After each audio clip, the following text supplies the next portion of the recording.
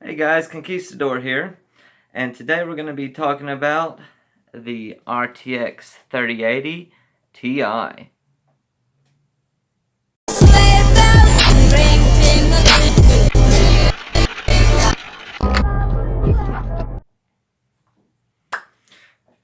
Alright guys, so before we get into the 3080 Ti, there was one thing I wanted to address. As you've noticed, I've changed the intro to a more holiday-centric theme to replace the original intro for the holidays. Apparently someone in Reddit felt that my original intro was loud and obnoxious.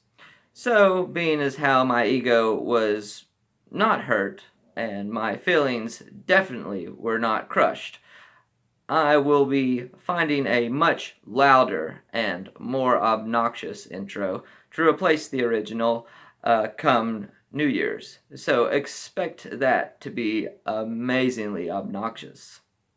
In the meantime, we are going to be talking about the RTX 3080 Ti. So, now you might be saying, those aren't available anywhere, but just about any mid to high tier GPUs or CPUs for that matter aren't available anywhere. But the point being is that on paper it exists somewhere. Now I would imagine in one of Nvidia's evil lairs underneath a volcano, in a secret R&D lab locked behind a giant vault, it does physically exist. However, that's not how it was discovered, although that would be pretty cool. Also, on a side note, I heard that that was what was originally supposed to be what was in the vault at the end of the original Borderlands, but obviously Nvidia stole it for their own nefarious purposes, so the ending went another direction. Okay, so now that I'm done with these highbrow, super cringe jokes, let's talk about the real situation with the RTX 3080 Ti.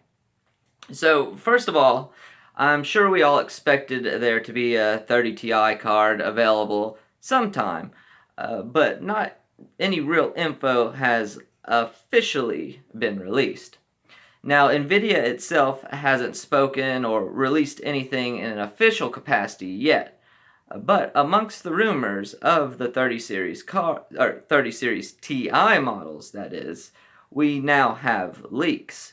The latest Ada 64 Extreme beta trial version contains release notes, and within them we have a listing of GPU information for Nvidia GeForce RTX 3080 Ti GA102.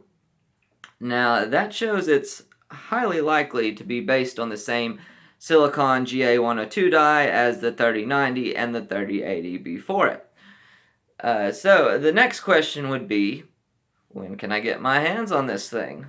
Well, from what I've seen, it's most likely to become available in January for around $1,000, if you can actually find one, that is. But which compared to AMD's 6900 XT would be the better deal given all the extra options it has. However, that's still an increase of $300 for a roughly 8 to 10% gain in performance, closer to 8% rather than the 10. And that's versus the $700 you're going to be paying for the 3080. But given the less than spectacular reviews the 6900 XT has received from a lot of reviewers recently, and the other option is the $1,500 3090, the 3080 Ti is looking like the card to get in the $1,000 price range. Okay, so what are we getting for this $1,000 investment? Well, the next-gen flagship GPU should have a GA102-250 processor. Most likely the same amount of cores as a 3090, which is 10,496 CUDA cores. It will have less VRAM than the 3090, though, at a count of 20 gigabytes of GDDR6X memory, whereas the 3090 has 24 gigs. But it does beat the slower GDDR6 memory of the 6900 XT at only 16 gigabytes. So, with the 3080 core count at 8,704 CUDA cores and only 10 gigabytes of GDDR6X memory, it is a decent upgrade at a much better price point than the $1,500 3090. So, is it worth it? Well, it's not the greatest price to performance deal, but given all the other available high-end GPUs in that price range, it's certainly the best buy if you want the best performing card with the most features. So, unless you absolutely want the best at any cost, then obviously the 3090 would be the GPU for you. I personally would buy the 3080 Ti if I needed a great workspace card, also capable of high-end gaming. Also, the 20 gigabytes of VRAM really helps future-proof this card as more and more games utilize more VRAM. So in reality, I think the best card to buy at this time would still be the 3080 or possibly the 3070 Ti once more information comes out about it. Now, the 3070 Ti is looking like the sweet spot card, given a similar 3080 level of performance at a lesser price. But as a consumer, you will have to decide for yourself, and obviously we'll have to see a few more benchmarks before you really want to put those dollars down as soon as it's released.